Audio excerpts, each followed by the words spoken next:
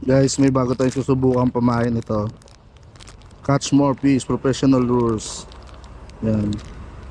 Soft bait siya guys. Ang kagandahan dito, meron siyang hook dito sa dulo. Ito. Yan, meron pa siyang hook dyan, oh. Kasi di ba minsan yung soft bait natin guys nakakagat tas napuputol lang ganun. Ngayon meron na siyang hook dito. Nakadugtong siya dito. Meron siyang parang ang tawag dito, tong line na braided line. Tapos diretso siya rito. So meron siya maliit na hook na yan. So pag nakagat dito guys, huli pa rin kahit sa dulo siya kumagat. Di ba kadalasan napuputol soft bait natin? Ngayon ginawa na nila ng paraan. Susubukan natin to guys.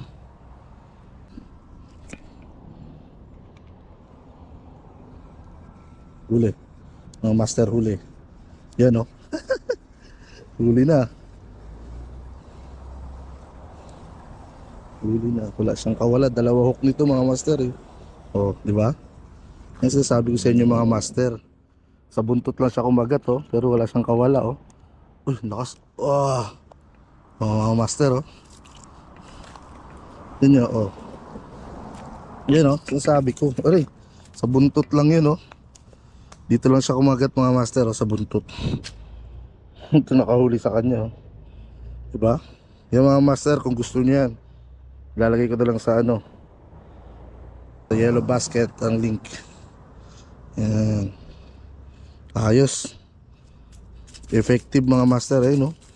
Oo, malapit na siya makawala. Nakawala na.